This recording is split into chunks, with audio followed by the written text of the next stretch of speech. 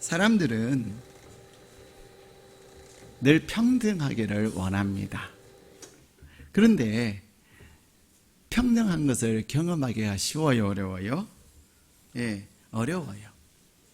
우리는 내 자신이 남과 같이 똑같이 되기를 원합니다. 그래서 남이 먹는 대로 먹고, 남이 입는 대로 입고, 남이 또 배운 만큼 배우고. 그런데 그런 마음을 가지기 때문에 우리는 남들보다 못할 때 마음에 불만이 쌓이기 시작할 것입니다.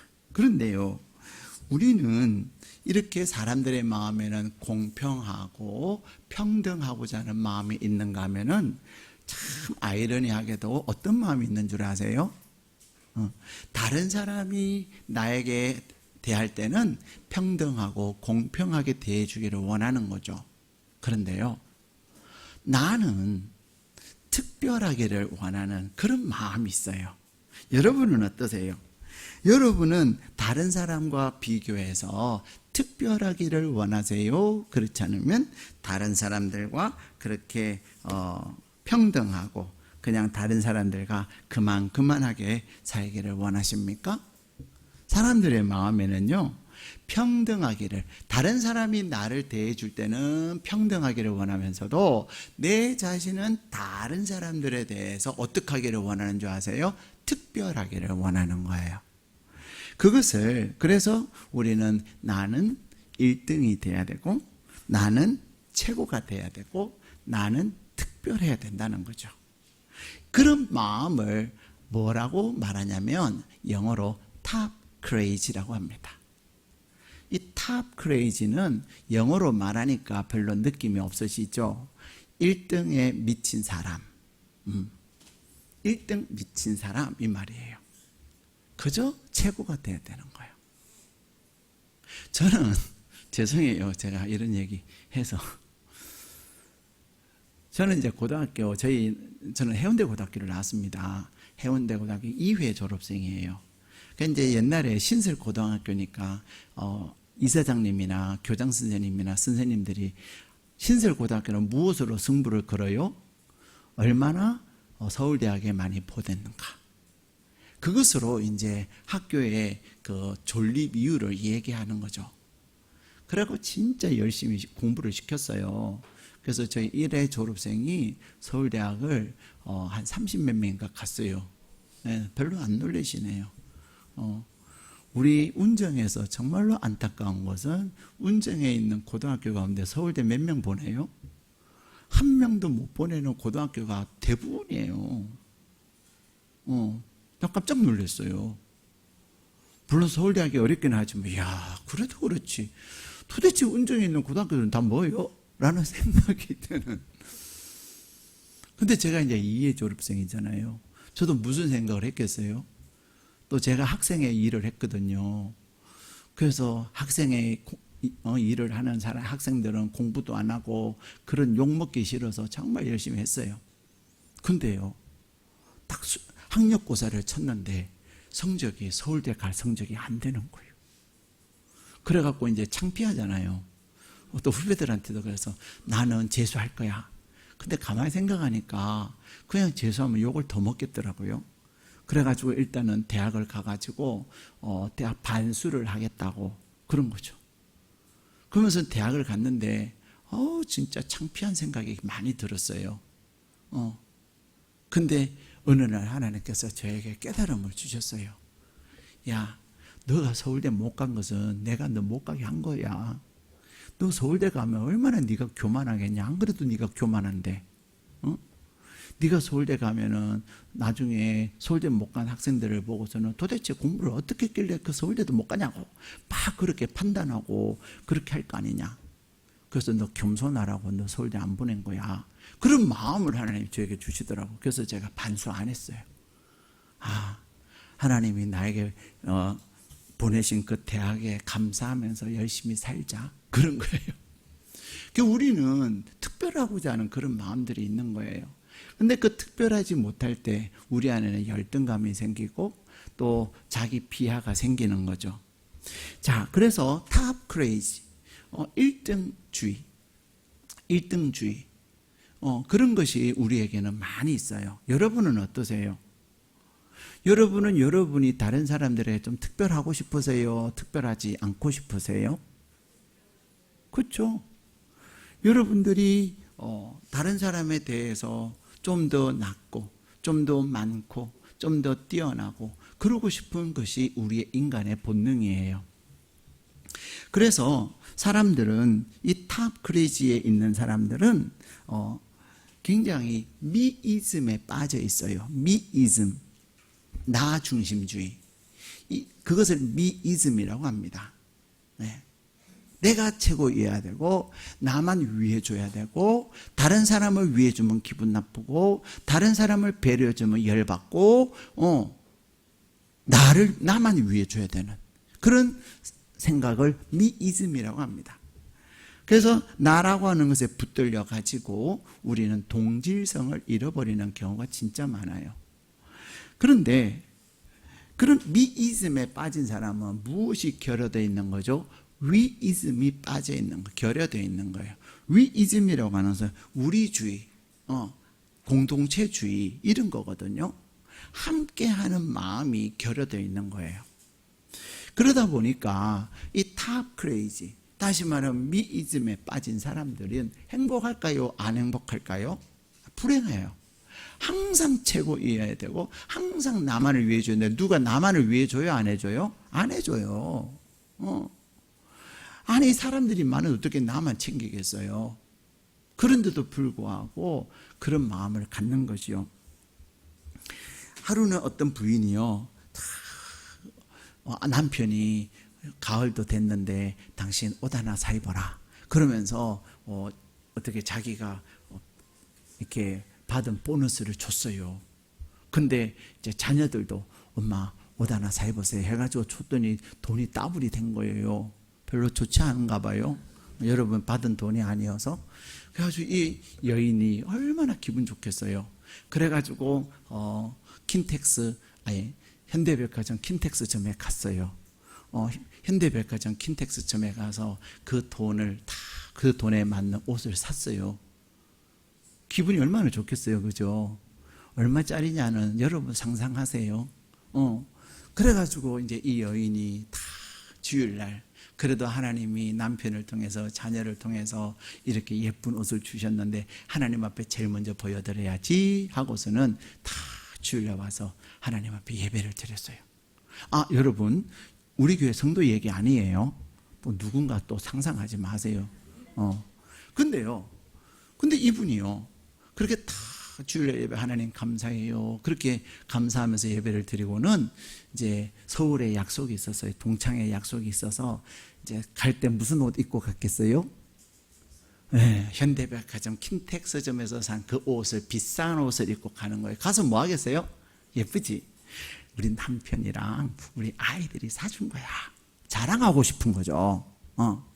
그래가지고 다 서울에 이제 명동에 갔는데 불사. 아니 내 눈앞에 보이는 한 여인이 신세계 백화점 쪽으로 걸어가는데 나하고 똑같은 옷을 입은 거야. 기분이 좋아요? 나빠요? 왜 나빠야 되죠? 이 여인이 기분이 완전히 팍 잡혀가지고 동창회 가다 말고 집으로 돌아가 버렸어요. 그리고는 그 옷을 벗고서는 두 번 다시 그 옷을 안 입었답니다. 전형적인 탑 크레이지예요. 미이즘에 빠진 여러분, 나하고 똑같은 옷을 입었네? 저 사람 역시 옷을 볼 줄 알아. 역시 저 사람은 저 옷을 입을 만한 미모를 갖춘 사람이야. 역시 내 눈이 탁월한 것이 증명이 됐구나. 그렇게 기뻐할 수 있어요, 없어요? 있잖아요. 아니 이 세상에 이 옷을 또 입었어? 여러분 디자이너들이 옷 하나 만들면 딱 한 벌 만듭니까? 그 한 벌 만들려면요 1,000만 원, 2,000만 원, 5,000만 원 이렇게 줘야 돼요. 보통 옷 한 벌 딱 디자인하면요 그래도 몇 벌 만들어요. 그래야 남는 게 있을 거 아니에요. 아무리 비싸도. 근데 어떻게 세상에 나 혼자 입고 다닌다고만 생각을 할까요? 조금 거시기한 거죠. 근데 이 탑 크레이지, 미이즘에 빠진 사람들은 그런 생각을 하는 거예요. 근데 여러분, 나랑 똑같은 옷을 입었을 때 생각하는 것은, 한 사람은 기분 나빠 이렇게 생각할 수도 있지만, 또 한 사람은 어떻게 생각할 수 있어? 대박, 이야, 역시 한성욱은 눈이 대단해. 저렇게 멋있는 옷을 다 살 수 있는 눈이 있구나. 역시 나는 탁월해. 그러면서 다른 사람이 입은 옷을 보면서 나를 칭찬할 수 있어요, 없어요? 있잖아요.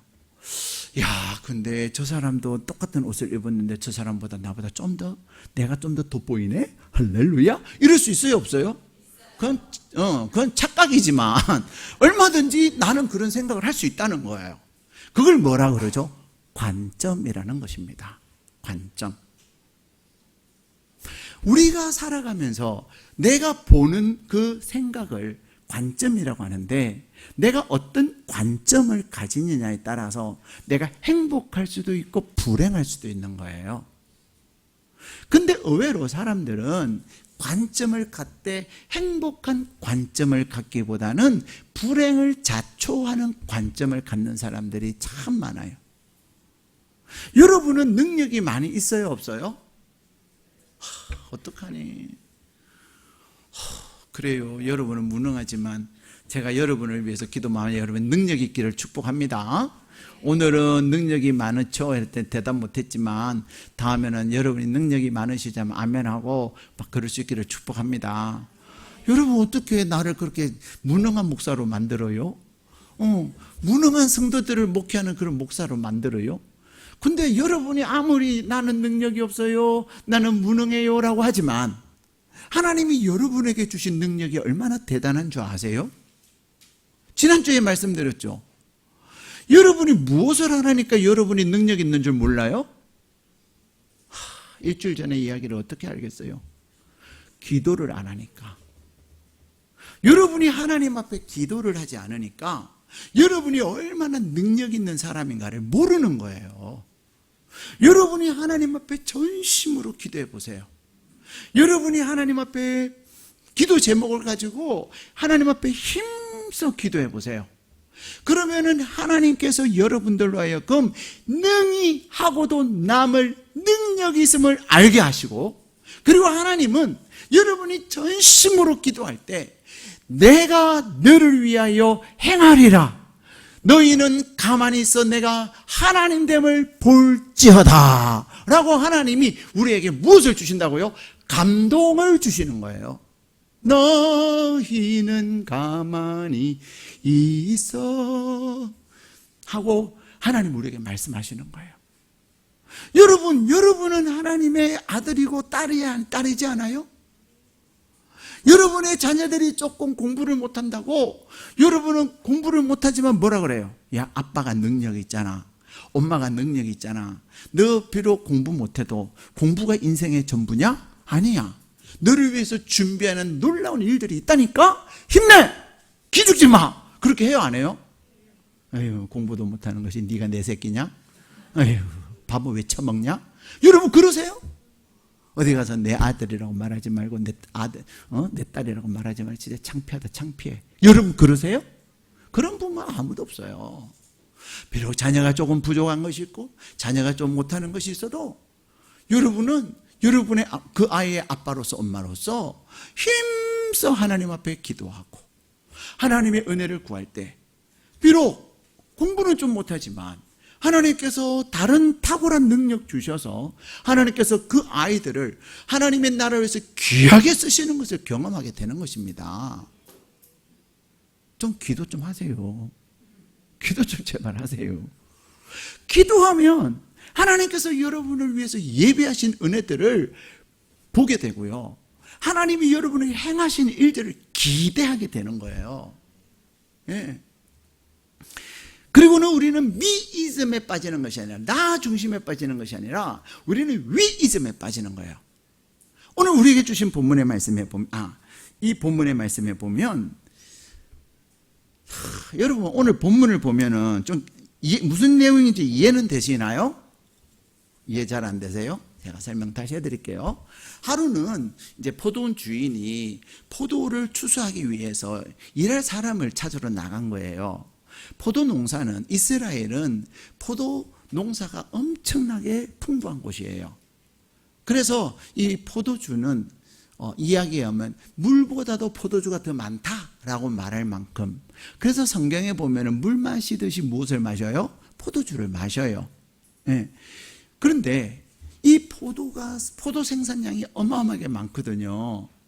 그런데 그 포도를 이제 맺은 그 포도를 수확하기 위해서는 노동력이 필요한데, 이 포도라고 하는 것이 딱 익으면요 급속도로 숙성이 돼버려요. 그래서 익었을 때 바로 따지 않으면, 또 완전히 익기 전에 따지 아니하면 갑자기 얘들이 땅에 떨어져 버리는 거예요. 땅에 떨어진 포도는 못 쓰잖아요. 그래서 이 포도원 주인은 자기 포도밭에 포도가 갑자기 팍 익은 것을 보고서는 일꾼들을 찾으러 간 거예요. 자기 집에 일꾼이 있었지만 그 일꾼으로는 수확하기 부족했던 거죠. 그래서 아침에 9시에 나갔더니 일자리를 구하려고 막 방황하고 있는 사람들이 있는 거예요. 그래서 이보게, 우리 포도원에 가서 일하지 않겠는가? 자네가 일하면 내가 한 데나리온 줄게. 한 데나리온은 성인 한 사람의 하루의 일당이에요. 그래서 제가 일부 예배 때 10만 원을 계산했다가 기분 좋게 15만 원을 올려드렸어요. 근데 제가 11시 예배라 20만 원을 올려드릴게요. 자네에게 내가 20만 원을 줄게. 그런 거죠. 그랬더니 이 사람 고맙겠어요? 안 고맙겠어요? 엄청나게 고맙죠. 그렇잖아요. 오늘 내가 가서 일을 하지 못하면 우리 식구들 내일 손가락 빠는데, 일당 받아서 사는 사람인데 너무 고마워요. 주인님 고맙습니다. 내가 열심히 일하겠습니다. 이 사람 가서 열심히 일을 한 거예요. 근데 그 사람들로 충분하지 않으니까 이 주인이 또 12시에 나가서 사람들을 또 찾았어요. 12시에 나가가지고, 자네 우리 포도원에 가서 일하지 않겠는가? 자네가 가서 일하면 내가 한 데나리온 줄게. 얼마 준다고요? 20만 원. 몇 시에 갔는데? 12시. 퇴근은 몇 시냐면요 6시에 해요. 내가 줄게. 그랬더니 아니 8시간도 일을 안 하는데 그렇게 돈을 많이 주세요? 너무 감사해요. 정말 감사해요. 나는 오늘 하루 공치는 줄 알았어요. 열심히 8시간처럼 일을 할게요. 그래서 진짜 12시에 간 사람이 열심히 일을 하는 거예요. 그래도 포도원에 그 추수하는 게 부족하니까 이 주인이 또 어떡한 거예요? 3시에 나갔어요. 3시에 나가서 3시쯤 되면 이제 일할 사람들이 있겠어요? 없겠어요? 아유, 오늘은 공쳤네. 어떡하니? 손가락 빨아야 되겠네. 이러고 있는데, 포도원 주인이 와서, 혹시 자네 우리 포도원 가서 일하지 않겠나? 내가 오늘 20만, 얼마 준다고요? 20만 원 줄게. 완전히 이 사람은 스프라이즈 한 거죠. 10만 원만 준대도 내가 가서 열심히 할 때 20만 원 준다는 거예요. 그래서, 제가 3시간 비록 일하지만 8시간처럼 내가 진짜 열심히 일할게요. 쉬는 시간 없이 3시간 논스톱으로 일할게요. 막 그랬어요. 3시에 간 사람 열심히 일했겠어요? 안 했겠어요? 겁나게 일하는 거예요. 그런데도 또 포도를 다 수확을 못할 것 같아서 이 주인이 어떻게 한 거죠? 나가서 5시에 가서. 그러면 이 사람은 몇 시간 일을 하게 되는 거죠? 1시간. 1시간 일을 함에도 불구하고 또 나가서 일할 사람을 찾았어요. 일할 사람을 찾고서는 그러는 거죠. 자네 우리 포도원에 가서 일하지 않겠는가? 얼마 주겠다고요? 20만 원. 자네가 우리 포도원 가서 일해주면 비록 1시간이지만 내가 20만 원 줄게. 그런 거죠. 오늘 하루로 공쳤는 줄 알았는데 너무 고마워서 이 사람은 감사함으로 가서 열심히 일을 했어요. 드디어 1시간이 지나고 6시가 됐어요. 자, 다 모이세요. 오늘 품삯을 드리겠습니다. 일당 드리겠습니다. 하고서는 이제 일당을 나눠줬는데, 여러분이 이 성경을 읽었을 때 지금 사람들이 다 만족해요? 만족하지 못해요? 왜 만족하지 못했을까요? 자, 여러분, 만족하게 이 모든 것은요, 배분에 있어서 지혜가 있어야 돼요. 지금 이 주인은 배분을 잘했어요? 못했어요? 왜 못했어요? 에?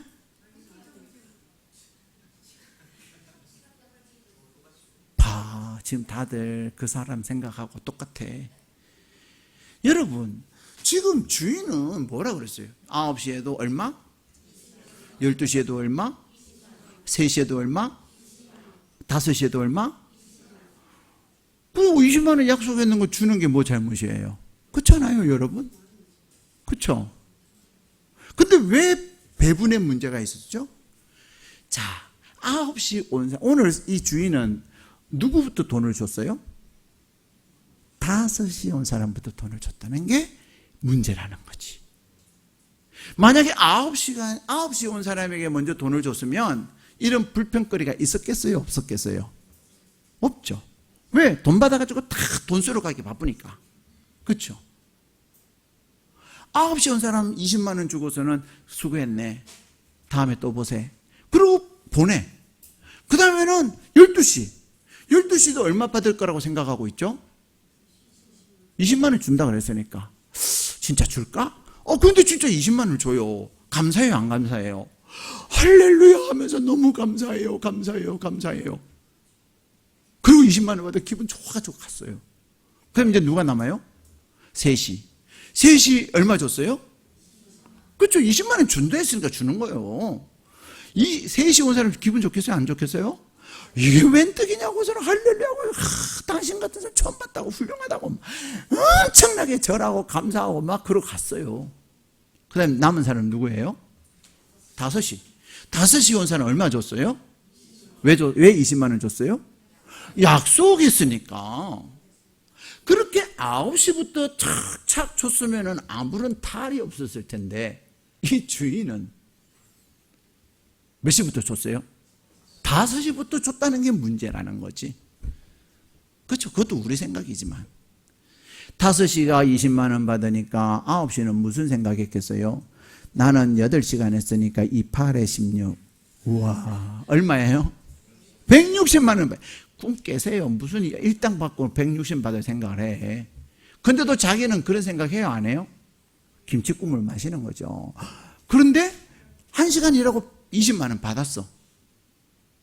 다들 막 기대하고서 기분이 좋았어. 3시 온 사람한테 얼마 줘요? 20만 원을 주는 거야. 이상하다. 그래, 3시나 1시간에, 3시간에 1시간에 막 또이. 개찐 도찐이야. 그래. 12시가 이제 딱 받았는데 얼마 받아요? 얼마 줬어요? 12시 온 사람한테. 20만 원 준 거예요. 20만 원 주니까 이제 이게 뭐야?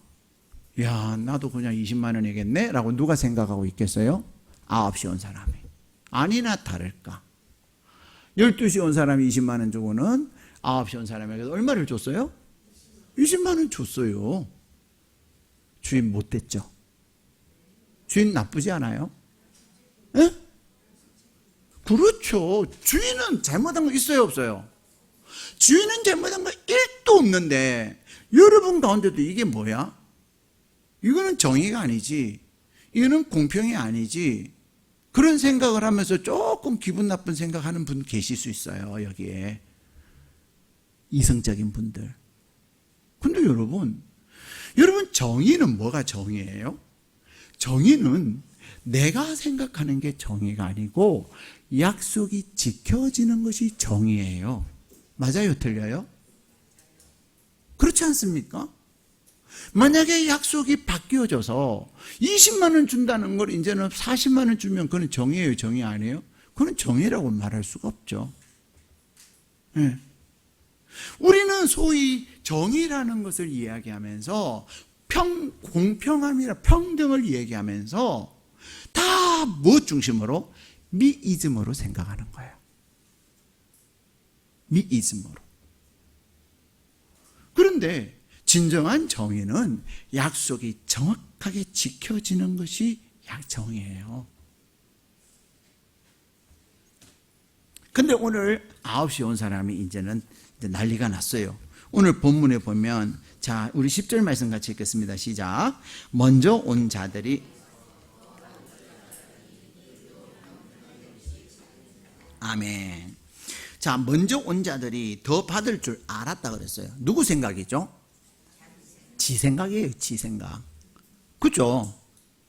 계약에 맞는 거예요, 틀리는 거예요?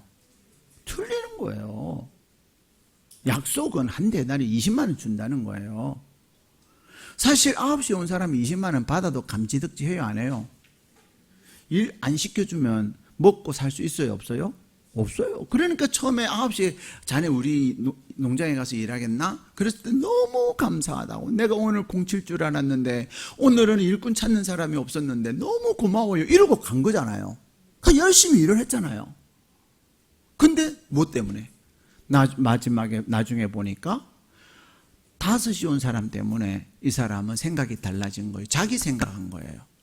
여러분, 우리는 살아가면서 이런 관점의 차이 때문에 오해가 생길 때가 많이 있어요. 여러분, 오해라는 건 뭐예요? 서로 해석하는 것이 다른 거거든요. 똑같은, 자, 한국말은요, 꼭 주어를 반드시 써야 되는데 사람들은 주어를 잘 씁니까, 안 씁니까? 주어를 어지간하면 생략해요. 그러면서 뭐라 그러죠? 알지? 그래요. 알기는 개코를 알아요? 여러분, 알기는 뭘 알아요? 자, 예를 들어 볼게요. 집에 간다? 그랬어요. 그러면 제가 집에 간다? 그러면 상대방은 집에 간다. 누가 집에 간다는 거예요? 한 목사가 집에 간다고 상대방은 생각할까요? 안 할까요? 생각한단 말이에요. 근데 저는 제가 집에 간다고 말한 것이 아니라 당신이 집에 간다고 말을 한다고 생각을 하는 거예요. 또 나도 아니고 상대방도 아니고 다른 사람이 집에 간다고 생각하면서 집에 간다? 그렇게 말할 수 있어요, 없어요? 있어요. 그래서 나는이라는 말을 하지 않고 집에 간다? 그러니까 상대방이 뭐라 그래요? 언제 가는데? 몰라. 아니, 네가 모르면 누가 하냐? 막 그러면서 싸우죠. 아니, 내가 어떻게 알아? 네가 가는데 네가 모르면 어떻게 알아? 아니, 내가 안 가. 그럴 때 이제 상대방은 뒤집어지는 거죠. 아니, 지금까지 집에 간다고 네가 말했으니까 네가 가는 거지, 누가 가는 건데 그가 가. 여러분, 그런 경우 없어요? 좀 많아요. 그래서 제가 사람들하고 얘기하면서요, 꼭 주어를 얘기하세요. 근데 누가 가는데요? 하면 정말로 이렇게 당황스러운 상황이 벌어질 때가 많아요. 여러분, 그런 경우들이 없나 봐요. 이신전심이 잘 되고 그냥 말하면 척척척척 이해하고. 근데 의외로 그러지 않는 경우가 진짜 많아요. 그래서 뭐가 생기냐면 오해가 생기는 거예요. 오해가. 우리는 상대방이 알겠지라고 생각하는 게 많이 있어요, 없어요? 있어요. 자, 제가 이제 신방을 약속을 잡았어요. 집사님, 제가 신방을 하려고 하는데 수요일하고 금요일 중에 날짜를 정해서 상의해가지고 알려주세요. 그랬어요. 근데 수요일이 지났는데 아무런 얘기가 없어요. 그리고는 금요일 날에 됐는데도 아무런 얘기가 없어요. 그래서 저는 신방 갈 준비를 할까요, 안 할까요? 안 하죠. 그렇잖아요. 아, 신방 안 하기로 했나 보다. 그러니까 얘기가 없구나. 저는 그렇게 생각하죠. 그런데 전화가 왔어요. 목사님, 안 오세요? 제가 서프라이즈 하는 거죠. 아니, 집사님, 약속을 정하고는, 의논회가 약속 정하고는 저에게 알려주신다고 그러셨잖아요. 근데 저는 기다리다가 연락이 없길래 저는 안 하는 줄 알았어요. 그리고 저는 신방할 준비도 안 돼 있고, 또 신방 상황이 아니에요. 너무 몸이 힘들어갖고. 그래서 다음에 다시, 그래서 다른 날 신방하기로 약속을 한 거죠. 그래서, 아니, 연락해주기로 했잖아요. 그랬더니, 수요일 날 안 했으니까, 당연히 목사님은 금요일 날 신방하기로 알았대요. 여러분, 이런 일 없어요? 우리는 생각이 다르기 때문에 오해라는 것도 많이 생겨요. 근데 우리는 다 뭐 중심으로 내 중심으로 생각하는 거예요. 관점이 다른 거죠.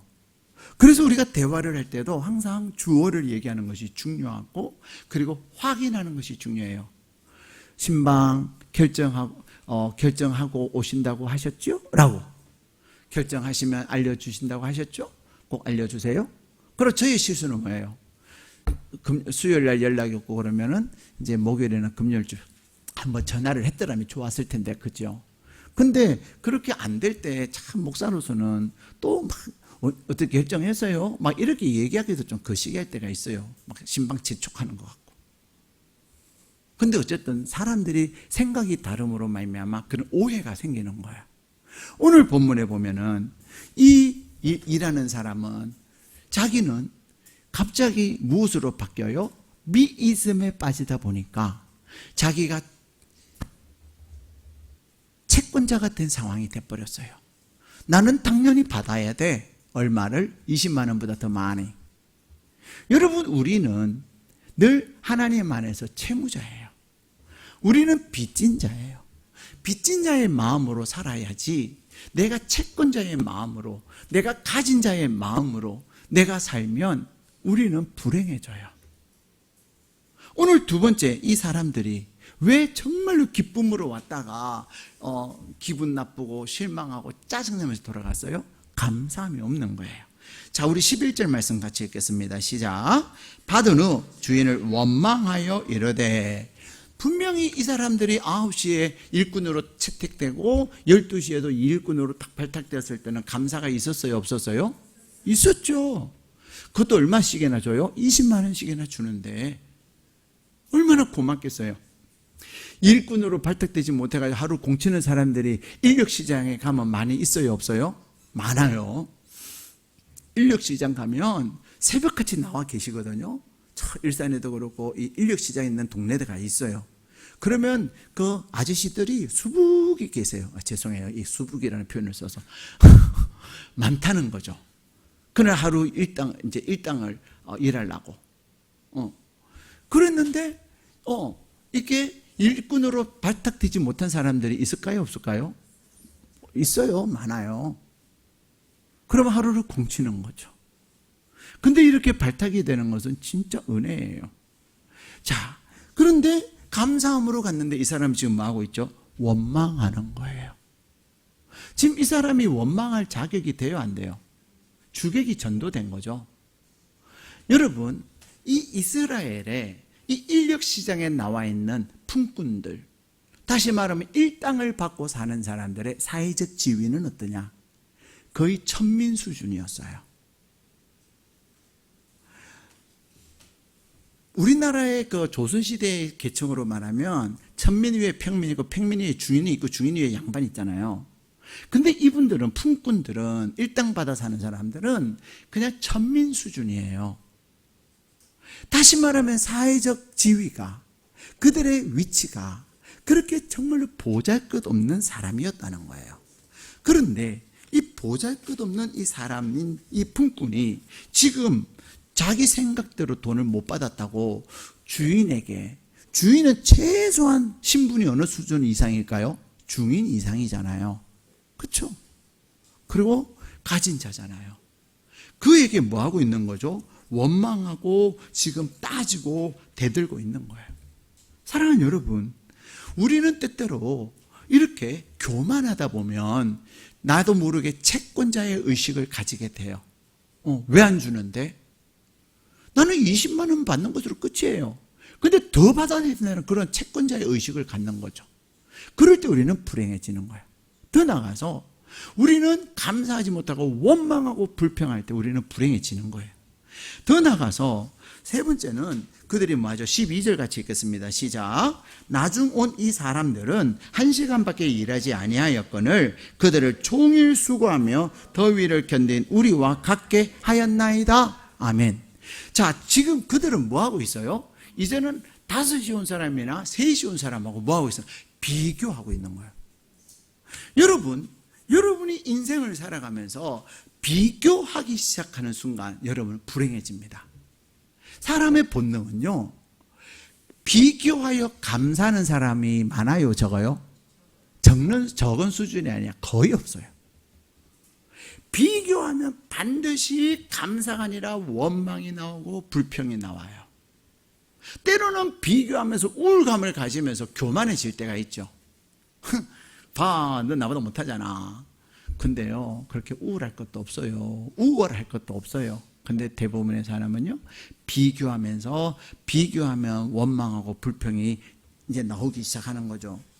사랑하는 여러분, 비교할 대상이 돼야 안 돼요? 비교는 항상 자기 생각을 가지고 비교한다니까요. 네. 주인은 공평하게 약속한 대로 정의롭게 임금을 줬어요. 그러나 이 주인은 훌륭해요, 훌륭하지 않아요? 훌륭해요, 훌륭하지 않아요, 여러분? 기분 나쁘신가 봐. 엄청 훌륭한 자죠. 왜 그래요? 지금 이 연약한 자, 5시 온 사람, 만약에 하루 일당이라고 하는 것은 어떤 거예요? 하루 먹고 살 만큼의 돈이잖아요. 그렇죠? 이 주인은 물론 자기도 급한 것도 있지만은 그래도 이 사람들이 불쌍해서 하루의 가정을, 하루 끼니를 먹고 살도록 하기 위해서 그는 기꺼이 나눠주고 있다는 거예요. 칭찬받아 마땅한 사람이에요. 근데 미이즘에 빠지면 탑 크레이지의 생각을 가진 사람들로 볼 때는 이 주인이 미친 정신 나간 사람이에요? 불공평한 사람이에요? 공평한 사람이에요? 네. 사랑하는 여러분, 우리는 세상을 살아가면서 판단해야 되고 이렇게 분석해야 될 것들이 많아요. 그런데 나 중심으로 우리는 생각하면 우리는 잘못된 오판을 하는 경우도 많아요. 우리가 생각을 하되 연약한 자의 입장에서, 불쌍한 자의 관점에서, 그리고 가족의 부모의 마음으로 생각할 줄 알아야 돼요. 자, 여러분의 가족 4사람이 오늘 이 일터에 갔다고 생각을 해봐요. 아빠를 제일 먼저 뽑겠죠, 그죠? 아저씨 와서 일해주세요. 몇 시에? 9시에. 그럼 엄마하고 두 자녀가 있단 말이에요. 근데 12시에 가서는 누구를 뽑아오겠어요? 엄마를 아줌마를 뽑아오죠. 아줌마를 이제 그 사람의 아내를 데리고 오죠. 그래서 일해주세요. 그럼 이제는 애들만 둘이 남았잖아요. 그 다음에는 아들과 딸이라면, 그 다음에 3시에 가서 누구 데리고 올까요? 아들 데리고 오겠죠. 아무래도 힘을 많이 쓰니까. 그리고 5시에 갔는데 누구를 데리고 와요? 딸. 보니까, 이 아빠하고 엄마가 보니까 3시하고 5시 아들하고 딸이 일을 하고 들어오는 거야. 얼마 약속하고? 20만 원. 근데 진짜 나중에 돈 받는데 보니까 1시에 온 우리 딸도 20만 원 받고 3시에 온 우리 딸도 20만 원 받아요. 여러분 기분 나빠요? 기분 좋아요? 고마워요? 안 고마워요? 왜 고맙죠? 열받지 않고? 원망하지 않고? 그렇죠. 가족이니까. 이게 중요한 차이예요. 아니 왜 저 사람 20만 원 주는 거예요? 그것은 저 사람은 나의 가족의 가족 아니에요? 가족이 아닌 거예요. 사랑하는 여러분, 오늘 하나님은, 예수님은 이 비유를 통해서 우리에게 말씀하세요. 우리 주님은 연약한 자에게도 돌보신다는 것. 여러분이 아무리 부족하고 여러분이 아무리 연약하다고 여러분 스스로 열등감을 가지고 말할지라도 하나님은 여러분을 배려하시고 여러분에게도 일용할 양식을 공급하시는 하나님이셔 말씀하시는 거예요. 더 나아가서 하나님은 저와 여러분이 가족 의식을 가지고 위이즘을 가지고 살아가기를 원하는 거예요. 우리가 위이즘을 가지면 절대로 다른 사람이 많이 받는 것에, 내 딸이 많이 받는 것에 기분 나빠하지 않아요. 오히려 더 고마워요. 주인님 우리 딸이 1시간밖에 일하는데 이렇게 많이 주세요. 주인님 너무 고마워요. 내가 20만 원 받았어요. 기분 나빠요? 1도 기분 나쁘지 않아요. 오히려 감사할 뿐이에요. 관점의 차이예요. 남이냐 가족이냐, 그리고 하나님의 마음이냐 욕심 많은 탑 크레이지의 마음이냐, 그것이 우리로 하여금 생각하는 것도 말하는 것도 판단하는 것도 다르게 만드는 거예요. 사랑하는 여러분, 우리는 하나님 앞에서 채무자예요. 하나님의 놀라운 은혜를 받아서 오늘 또 일할 수 있고 오늘 또 살아갈 수 있는 은혜를 공급받고 있는 거예요. 하나님이 주신 그 은혜에 감사할 수 있기를 축복합니다. 왜 저 사람은 기도 안 하는데 저렇게 많이 응답받고 살아? 왜 저 사람은 주일도 듬성듬성 빠지는데 하나님은 왜 저 사람에는 은혜를 많이 주셔? 여러분 절대로 비교하지 마세요. 내가 하나님 앞에서 충실하고 내가 하나님 앞에서 최선을 다하고 내가 하나님 앞에 감사하며 나갈 때 하나님은 나에게 은혜를 주시는 거예요. 오히려 연약한 자들을 덤성덤성 빠지지만 그래도 은혜를 주시는 그들을 향하여 축복할 수 있어야 돼요. 그래도 하나님이 저 사람 사랑하셔서, 그래도 하나님 은혜를 주셔서 정말로 감사해요. 하나님 너무 좋아요. 그렇게 할 수 있는 저와 여러분 되시기를 축복합니다. 그런 너그러운 마음을 가지고, 넉넉한 마음을 가지고, 아버지와 어머니의 마음을 가지고 함께 축복할 때 하나님은 여러분의 삶 가운데 더 놀라운 은혜를 베풀어 주실 것을 믿습니다. 우리는 다르게 생각해야 합니다. 다르게 생각하는데 무엇에 입각해서? 하나님의 약속의 말씀에 입각해서 생각하고, 우리는 다르게 생각해야 되는데 무엇에 입각하여? 위이즘에 입각하여 함께 잘 되는 것을 생각하면서 주님의 이름을 축복할 때 하나님께서 여러분 자신에게 더 큰 은혜 부어주실 줄 믿습니다.